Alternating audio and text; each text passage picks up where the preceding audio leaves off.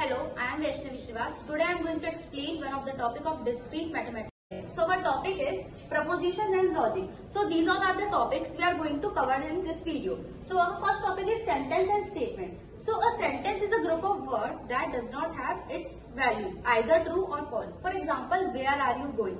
In this sentence, you cannot answer it as yes or no. Some other example can be how are you, God bless you. So you cannot answer this sentences as yes or no. Now the statement. So statement is a special sentence which you can answer it as yes or no or true or false. For example, Vande Mataram is the national song of India. So in this sentence, you can answer it as yes. So this is a statement. Another example of statement can be, are you going to Mumbai? So if you are going to, you can answer it as yes or no. So the next is logical connector. So logical connectors are the words that are combined that are used to combine two or more statements to form compound sentences. Just now we studied statements. So when statements are combined using the logical connective, it forms compound statements. So some of the logical connective words are not, and, or, if, then, if, and only if.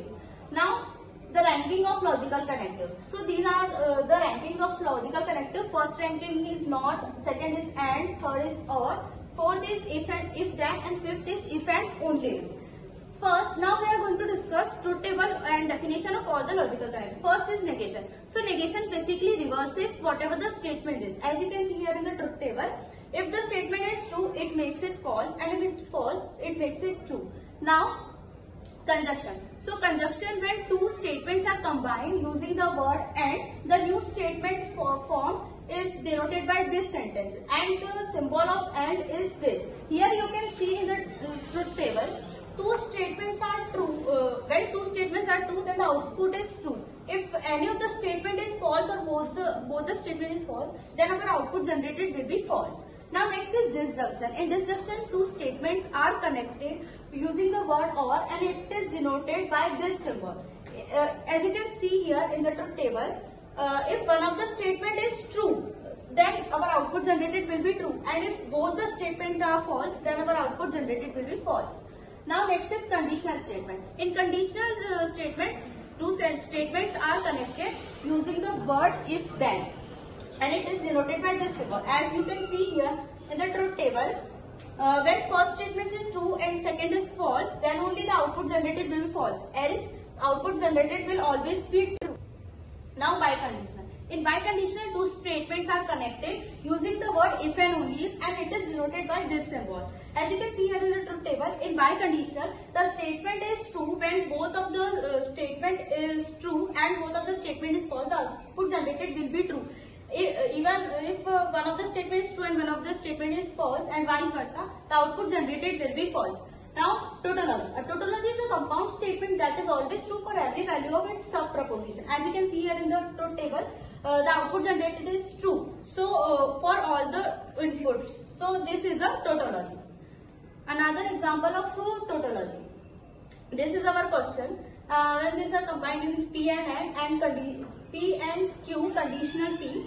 This is the output generated. As you can see here, all the output generated is true. So this is a tautology. But inverse of this, P conditional P and Q. Here one of the output is false. So this is not a tautology. Now contradiction. A contradiction is a compound statement that is always false for every value of its subproposition. As you can see here in the truth table, the output generated is false for all the values of the truth table. So this is a contradiction. Contingency. A compound statement that is not always true or false for every value of its subproposition.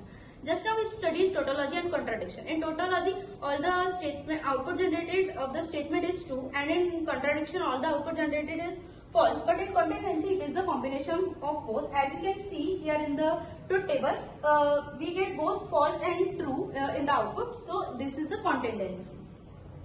Example of contingency is when P or Q and is negated, negation of P or Q, the output we get is a combination of both true and false. So this is a contingency.